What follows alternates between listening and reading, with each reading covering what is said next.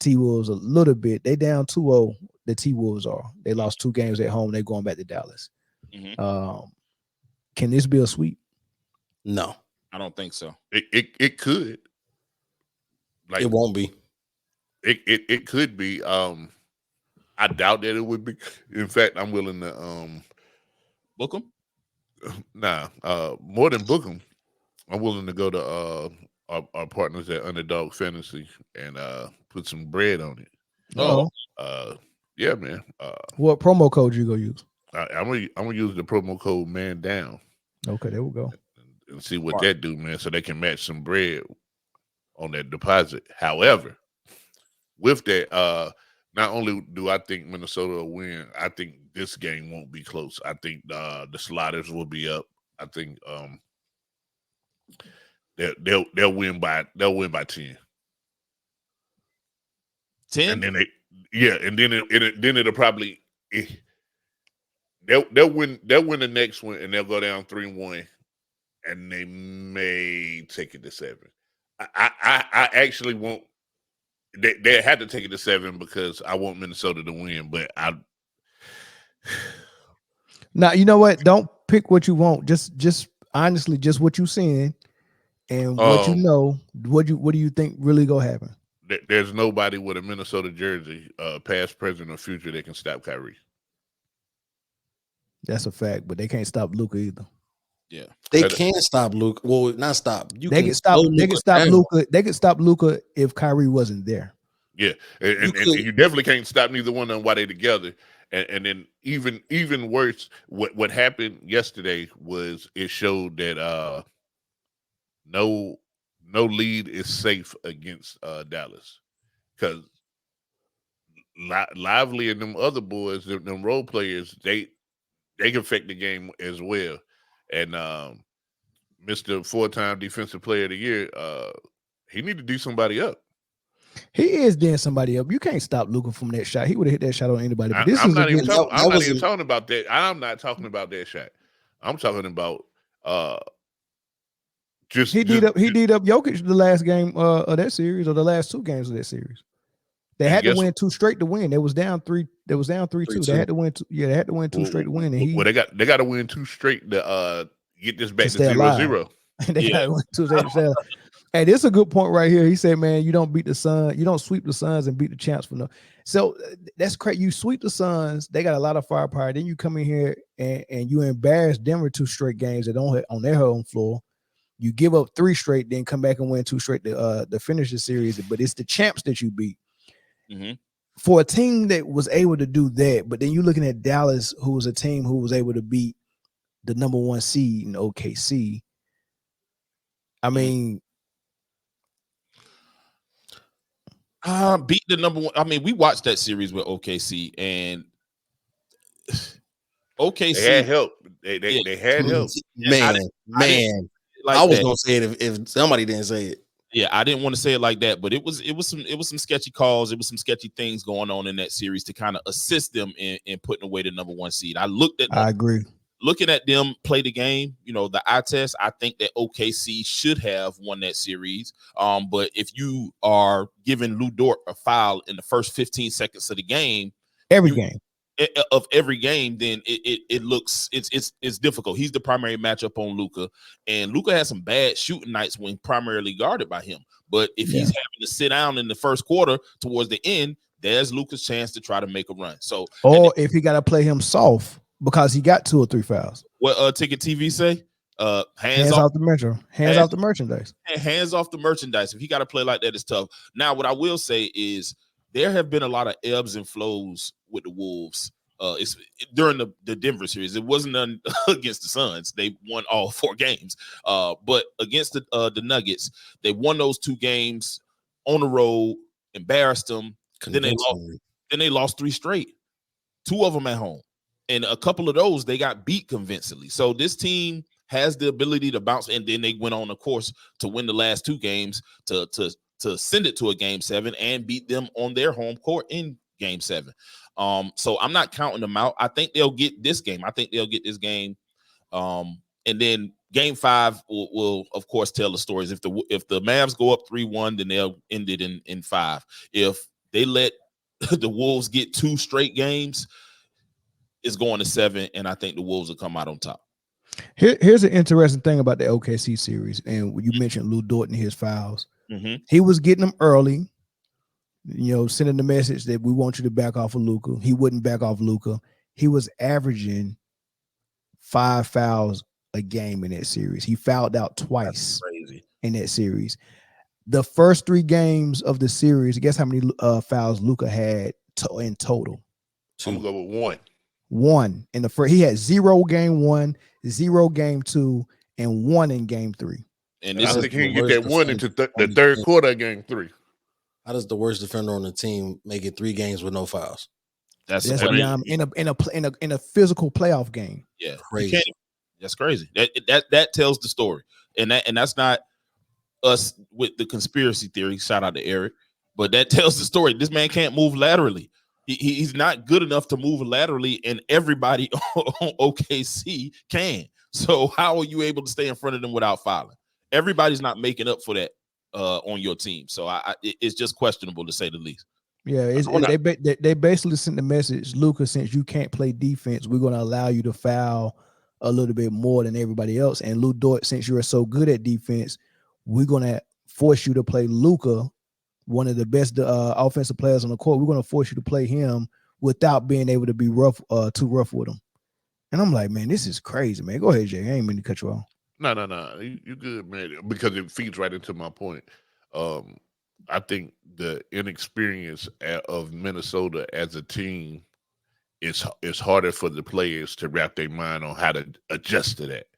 And then and coaching staff, I would say, which is why their in-game adjustments don't seem to work that well. For them to win in the games they've won in this playoffs, for the most part, they won from the beginning. It's not like an adjustment period. So except for game 7. So this is the thing, and what I think about Minnesota. And in the first round, guarding somebody like Booker and KD, you got McDaniels, you got Edwards, you got Alexander Walker. Those are all good perimeter defenders. And then there's no hands off the merchandise approach toward Booker and Kevin Durant, so you can rough them up. So that was gravy against those guys. Then you get in a series against Denver and Jokic. You already got the perfect personnel to be able to throw it. You got 3 guys.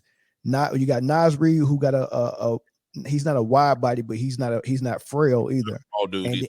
And then you got a wide body in Cat, and then you got a tower in Gobert, and you get to throw all 3 of them at Jokic. That worked for that. But then when you get here with Dallas, and you got a tank in Luka that can knock all Alexander Walker, not gonna be able to do it. McDaniels too frail, not gonna be able to do it. He's bumping them off the path. There's nothing for him. You got to put Edwards on him, but then they're using Edwards on Kyrie, and there's no defense for Kyrie except doubling. Yeah, you just have to double. So they can't figure out, because turning up the physicality on Kyrie them is him having a bad night. Like, yeah, correct. It's got to be him. Correct. And he ain't even got to have a ball. He hit catch and shoot threes in the fourth quarter that put daggers in them, and it wasn't even him dancing and saying, "Can I have this dance?" and then going to the cup and none of that. It was just, "Oh, I'm open, catch and shoot." Catch and shoot, getting to the cup whenever he wanted to get to the cup. I mean, it's you just got to hope that he misses a lot of things, and that's fair. I think that it's a matchup. Styles make fights, right? So at the end of the day, it is a tough matchup. They have to find a way, and I think the only correct answer is Ant-Man. They're not doing what Denver did. Denver doubled him off every screen. They hedged hard and they stayed home, so he had to give up the ball every screen. He figured that out, and his teammates helped him figure it out because they started making shots. He's not seeing that double, so he's settling. I went back and I looked at it, and once on the hedge, they'll keep whoever, even if it's Kyrie, a smaller player, and he's looking and he has space in between them. They're walling up and they're saying, "Okay, shoot that 3. Eventually, if you beat us by making those shots, then we just got beat." But he's not hitting them at a consistent level right now, and neither is Cat. So, like they have to adjust. They have to find ways to get him going in the paint. He's too big, too strong, too athletic to be taking 16 shots and 12 of them be threes. I think that's the adjustment that they're going to have to make in order to get, because if you get somebody, and I see somebody saying the reason why Luka didn't get no y'all, the reason why Luka hold on, we're gonna get to those comments. Go ahead and finish your point. We get to those comments. I just want the super chat to get read, then I'm gonna get to those comments. I saw it. Yeah, because I wanted to hit the super chat too. Yeah. So okay, shout out to Third Eye TV for another super chat. If Wolves hey Chris, turn your mic to halfway. What you got the slot at on your roadcaster? Halfway. Turn it down just two more notches. How's that? That's perfect. All right. If Wolves coach don't take Ant-Man off Kyrie, they're gonna lose. Ant-Man chasing Kyrie around is destroying his offense. And I agree. I know what he said in his post-game interview after beating Denver. He said he got Kyrie next. That's the superstar answer, right? But as a coach, at what point do you take the decision out of his hands? Like, listen, you're tired, you're gassed because you can't keep up with Kyrie. Nobody can keep up with Kyrie, but you can keep up with Luka. You need to go guard Luka. We'll throw Mike Conley, Jaden McDaniel, somebody else at Kyrie. We'll Kyrie's just gonna have to beat us. Alexander Walker. Yeah, Alexander Walker is perfect for Kyrie right now. Yeah, so but you have to, and it's not like it's taking a hit to his who he is as a player, because you're still guarding a number one in Luka. You're not guarding no bench player. You're not guarding a role player. You're still going after the team's best option, right? But this probably gonna be in foul trouble. They line him up on Luka because they want Luka to get off. I don't know. Well, not these next two games. I think these next two games is gonna go to Minnesota. To get off. I can't call the next two. I can call one game at a time, but I just can't go blind 2 games on that. I'm with you on this next game. This next game might be Minnesota's, but the next 2, this series will be even by Wednesday. All right, we'll see. This comment right here from Ball and Bud Sports Entertainment, I don't know about that. I mean, you trade for a guy, you get the number 1 defense in the league. He wins Defensive Player of the Year. Y'all get to the Western Conference Finals. I think that makes the trade a success. Where they messed up at is, why was he the switch option on Luka? That was McDaniel's fault, because the screen was weak. Did you see his face afterwards? Yeah, he made it. He was like, "Ugh, I shouldn't have done that." That was his fault for not fighting over that screen, because it's less than 10 seconds left. Luka not giving that ball up. So if you could have doubled him off that screen and he would have threw the ball to Lively at the free throw line, right? Because he was right there. He didn't really set the screen. He just it was like went over there and then went straight down the middle of the court. And if you double him right there, Luka got to get the ball up. Lively got to get at the free throw line and make a decision whether he go take another dribble and try to get to the rim, or take another dribble and kick it to the corner. Whatever the case may be, I live with that. Yeah. But more than likely, if I'm McDaniels, I know Luka want to take that last shot. I can see it in people's eyes when they're the best player, when it's like, I got ice in my veins. Mm-hmm. He want to take that last shot. I want you to get a ball up. So I'm not switching. No. At one, I'm either doubling or I'm either fighting over that screen so Gobert can get back. And McDaniels didn't fight over the screen. He did. He didn't. That was a mistake. That was the mistake. And as soon as Luka seen that, I know that his eyes lit up. Oh, y'all gonna leave this? Y'all gonna leave this dude on me? I know he can't move laterally. And Luka is not a great lateral mover either, but he's better than Gobert. You know what I'm saying? Luka mostly gets his facts. You know what I'm saying? He's not quick laterally. He's not fleet of foot. He's strong and he can get to the cup. He has smart footwork a lot of the time especially down there in the paint. But when you got somebody like Gobert who can't move, he gonna bop him up real quick. You know what I'm saying? Cross him up. May I have this dance, young lady? Them was some of the slowest tweens they had. Rudy Gobert dirty dancing out there. Dirty dancing. And it's unfair. And that's why, and Rudy get a bad rap sometimes. I think that I agree with Mel looking at it. When that trade first happened, I said, this ain't gonna work. I said, this ain't gonna work at all. And for a large part of the beginning of right after the trade, it didn't. But like you said, number 1 defense has a lot to do with him protecting the rim, has a lot to do with those perimeter defenders too, because Ant takes pride on defense. Jade McDaniels, that kid is only 23, and I think he has a future. But you know, I think that I could say that it worked too. I could say that it worked. It's successful. They're in the conference finals, so I mean, it worked to this point. Yeah, so let me get a couple of more comments. The phone lines are open if y'all want to call. The worst defender on a team like Luka would have more help defense on their matchup, which is why he didn't foul. Look, bro, that's not the how bad. Game plan for every team that plays against the Mavs is we're going to attack Luka because his defense is suspect. So for a player that's in the playoffs, getting attacked game in and game out to finish game 1, game 2, and game 3 with only one foul for all 3 games is almost impossible. Yeah, that's it. Yes, he is the worst defender in that lineup. Everybody knows that, including the other team. So they're going to attack that matchup. So it's not like, oh, he got backup. He's not fouling and he's not playing no defense. No, we're going to make him play defense because whoever his matchup is, we're going to set us. If it's Dort and he don't feel comfortable handling the ball, we're going to set a screen. They're going to switch. We're going to give it to Shea or Jalen Williams or whoever else can handle the ball and make some plays. And then we're going to attack Luka off the dribble because we know that he can't move on defense like that. And they did that. He just didn't get called for a whole bunch of fouls.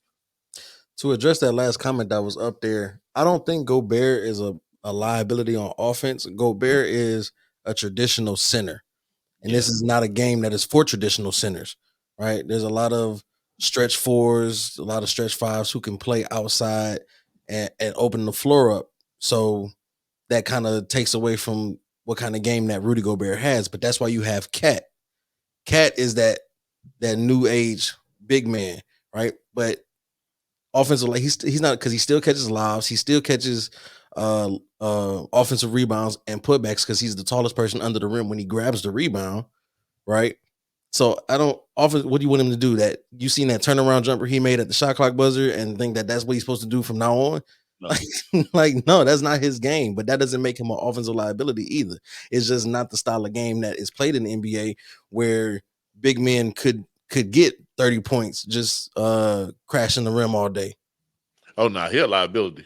Hell no. Because as you was talking, I was just thinking in my head, let's see Rudy Gobert playing against your Shaqs, your David Robinsons, your Green. Patrick Ewing. I can't think of the dude's name, but people of that caliber. He would be your Greg Ostertag of that. That boy said oysters. Oysters tags. Oster. He ain't as bad as Greg Ostertag. Greg Ostertag and Foster that they was decent. They was decent. Better than decent. They was decent. Ostertag was a good shot blocker, but he wasn't as mobile as Gobert. Yeah. Gobert can give you more on defense. He can, like, Greg Ostertag could have never been able to switch on Luka like that and stop. Luka would have got a layup against Ostertag. I'm talking about offensively. I'm talking about offensively. Ostertag would give you 10 to 15 points every other third night. He was a big body. He was a big body. I like Luke Longley better than Ostertag though. I like Luke every other third night. Yeah, Rudy. I don't feel comfortable with Rudy. Hey, Chris, how often is that? That's like every blue moon. So every other third night. So did we wait 3 nights and then another 3 nights because this ain't this 3 nights. that man doing good on a military paycheck. The 1st and the 15th. He give you 2 good performances out the month. But third night. Y'all don't feel. I wouldn't feel. I get nervous when I see Rudy get the ball in the post. So. I mean, because I don't know what he's gonna. I just don't know what he's gonna do, and I don't think. Okay, who you want, Rudy or Mutombo? Offensively? No, period. You got to take that offense and that defense together. Which one you want, Rudy or Mutombo? Mutombo. Give me Rudy. Nah, Mutombo. I would have to take Rudy. Give me Rudy. Give me Rudy. Give me Rudy. I'm gonna take Mutombo. And I tell you why Mutombo, because number one, he can just stand right at the free throw line extended and make 2 or 3 faces, and people will be like, man, we gonna stay out the paint today. See, you know what I'm saying? See, you ain't trying to. You don't want to do right. No. I'm not even going to elaborate on this point. That's why I'm on my way to get me a drink right now. Mutombo scares you on defense. Mount Mutombo, literally. Who y'all picking? This next game, just the next game, Mavs Wolves. Who y'all picking? Oh, Wolves. I ain't picking against the Mavs until I see that Minnesota can actually beat them. I'm picking the Mavs. They're going up 3-0. And into Minnesota, I'm not mad at that either because they do got a show. But I mean, they getting beat, but they getting beat by not having nuts. They out there. That's the worst way to lose, too. By the way, yes, no nuts. Because if the nuts don't get bigger every time you lose, they shrink a little bit. Yeah. So they got to show me some nuts before I pick them in any game. Okay, I'm going Dallas, and they at home. I'm going Dallas. I need Ant to stop trying to overthink the basketball game and just play his game. He got to play. He's been out of sorts since game 6. Like the game 6 was the last time he looked like Ant, and the previous series. So he needs to do something different. And sometimes, man, the pressure we put on ourselves, and when other people start putting pressure on us, then we put pressure on ourselves, and then it's, it doesn't never turn out right. So with that being said, I'm giving Wolves and just for game 3. Yeah. I'm gonna go Wolves game 3 too. I just think that the margin of error has been so small. Like they needed a game-winning shot from Luka, and a bad matchup gave him a free reign at that just to win the game. And shout out to Luka for even taking it a 3 down 2. He could have easily went for the tie, but when he saw Rudy out there, you know what I'm saying? That shot takes cojones, and like Mel said, they got him. Yeah, when I seen the switch, I said Luka for the win. Yeah. Before, we was on live. Yeah. So it was bad. It was bad. But I think that the Wolves, I think they like Chris, like we said, 4-point game in 2 losses. Minor adjustments can possibly remedy this. And if you do those things, you'll be in position to win the game. And I think they get this one, not by a big margin. I think it's maybe 5 points or less. Without even minor adjustments, if Anthony Edwards would have been playing superstar ball, because they was up 15 at one point. They'd have won both those games. That's true. He's the difference. Good point. 0-2. That's fair. Before we close this out, this is an interesting question. Do you guys think these hybrid guards who score and assist should be primary defenders as well? My answer is I don't think guards should be primarily scoring and primarily assisting. I would rather them primarily score and then defend. Right? The assists, I'll leave that to an actual point guard. I don't want a hybrid guard. So I think he's trying to let people like Edwards off the hook for being expected to carry the load on offense as far as scoring and assisting, and then having to stop somebody like Kyrie. Nah, let Mike worry about the assistant. Exactly. Just go get your buckets, baby. Buckets. Everybody got to have defend. 2 choices as a franchise. Build your team better or use the guys in your building. I can't have a team and want one guy to do everything. Right. That's not conducive to winning. It may sell tickets, it may sell merchandise, it may put us in primetime games, but it's gonna be really hard to win when it matters the most. That's right. And Jay, not and what you said, not just them doing everything. Also doing everything, but only doing that on offense, and then using that as an excuse why you should be hidden on defense. Like that's what teams are doing. They're taking their best guy and say, we want you to do everything on offense, but on defense, since you're doing everything on offense, we want to hide you on defense. You're not going to guard the best player. We're not expecting you to. And then everybody is complicit with it. Like, oh man, he don't play defense well. So what? Listen, if you want to be a hellified offensive player and don't play no defense, go to the NFL. That's a good point. That's a good point. Nobody expected Pat Mahomes to cover anybody on defense. In fact, if he throw an interception right now, they're gonna be like, man, just go to the sideline, man. They gonna be okay with him pretending like he trying to chase the lineman. Yeah. Don't worry about it 1-5. You know what I'm saying? But nah, for real, man. Like I'm still lost at the term two-way player. It's ridiculous. In the NBA. Like it ain't. First of all, it ain't but two ways you can play. you know what I'm saying? There's no option, right? Like it ain't like hockey where they do substitutions like right in the middle of the play. Yeah. You know what I'm saying? You really gotta, who am I, man? Yeah, no, you right. Hey, Gardenia, man, listen. Where was she at? Gardenia. Listen, I'm gonna say this. I think I seen her yesterday. She was in there yesterday. I'm gonna say this to you. Think so. And you'll know why, man. Let's go C's. Let's go Celtics. It's official now. Nah, look, when they beat, I said I'm gonna pick against them. I said if they beat the Heat, then they're gonna win a championship. I said I'm gonna pick against them because they got to show me they can win a series, and they did. And they did. And I'm standing 9.5 toes down on that. So you like them? You like them over the T-Wolves or the Mavs? Yeah. In fact, this year should be called the Imaginary Championship of 2024, or the Celtics Invitation. Like they ain't had to play nobody yet, and as luck would have it, whoever wins between the T-Wolves or the Mavs, I look for their superstar not to make it through that series.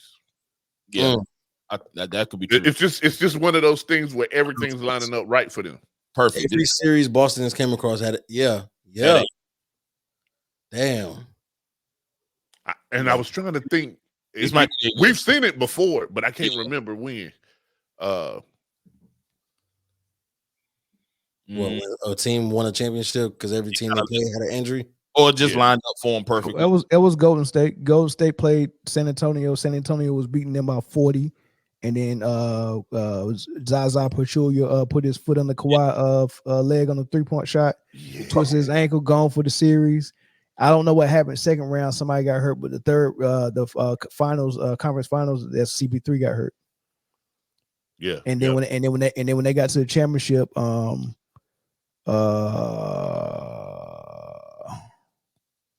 trying to remember. Now the year before is the year that Kyrie and Love got hurt. The year before KD got there. Yeah, so they got a championship because Kevin Love and Kyrie was gone, but the next year their path to the championship. Yeah. Gardenia said Boston has not been 100% because KP is injured. Now they've been 100%. KP makes them 115%. Yeah, I'm not. But she make a good point though, man. Everybody keep talking about these injuries. KP is their number 2. Yeah, no, I'm lying. Jaylen Brown is. KP is at number 3. Yeah, Jaylen Brown is the number 1 and KP is the number 2, according to the dude that called in the other day. Yeah, Jason's not a number 1. And they need there are no number ones in Boston. He said he said it was no Jaylen Brown and old buddy both number 2s. So they the Detroit Pistons, the team that beat the Lakers. Say they a team full of role players. Yeah, a team full of. Well, I mean, I think Rashid was number 1 though. It was Horford played good tonight though. Gardenia 6'3", yeah. 7. Yeah, 7. Oh, that's crazy. Yeah, he hooped tonight. It's just when he did that drop coverage and he facing them guards, man. He can't. He's the 38-year-old frame. Yeah, he old. But shout out to my boy Daniel Towns that we hoop with middle school and high school. He's Al Horford's trainer. That's cool. Yeah, that's where he been getting his shooting stroke from the last 8 years. He been working with a point guard. I know damn well he ain't teaching him to shoot the ball like this though. It just I don't know. He probably did. He got big hands, man. Yeah, all the way over it, like, but it was pure tonight. It was pure. Hey, sometimes you got to when someone can't get their left thumb out of the way, because I remember when I first started getting good at shooting, the only issue I had was my left hand with my left thumb would interfere. Go this way, yep. Right. And so I had to, when I shot it, I had to move my hand behind my wrist like that to make sure my thumb didn't mess with it. So you never know why people or doing a certain thing with their offhand to make sure their thumb don't interfere with it, because that thumb will mess up your rotation real bad. I want to know why Halliburton shoot like this. I mean, he trying to make sure his guide hand don't mess the rotation up. Any slight move. Have you ever bowled? When you bowl, Jay, this right here, or make the ball spin, correct? Mm-hmm. And you get that curve on it. All you got to do, you like some people just roll this way, right? But if you roll this way and turn that hand slightly, you go put a whole curve on that ball. The guy that taught me how to bowl was like, you want to start regular and then end like you're shaking somebody's hand. Yep. Yeah, I got time. I just want to let y'all know I'm the best bowler on the show. By the way, I used to teach bowling. The bowling ball is always in the trunk, so whenever I come down there, we can go bowl. Chris, I'm Jay. You're the best bowler on the show when you're doing a solo show. Nope, I'm the best. Outside of that, man, I doubt it. Jay, I'm the best bowler on the show when it's a full panel Friday and everybody here. Hey, y'all, okay, all right. I'm just gonna be quiet. This has to be settled now. Of course, the bowling ball is in the trunk, and I'm about to get another one here soon.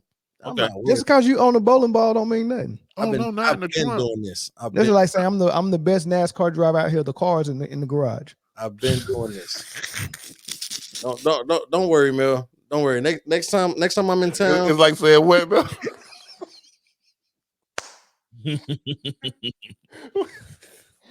I'm the best cook in here. The cookbook is in the house. Come on, man. You see these pots? Yeah. The stove is in the kitchen. I'm the best cook in here. The stove is in the kitchen, baby. I can show you better than I can tell you. And I'm about to get another stove. I'm the best box braid person on this panel, man. Mm-hmm. The weave is upstairs. Don't even worry about it. I'm the best podcaster here. The roadcaster is right here. It's right here. Hey, man, y'all don't suck, bro, man. Y'all don't suck. Y'all did better than anybody in your fan base, including the owner thought y'all would do so far. Look, man, y'all played a heck of a game, man. Yeah. Played a heck of a game. I mean, look at all when New York lost their guy. They ain't put up as much as a fight as y'all did, man. Y'all playing the best team in the NBA, man. Yeah.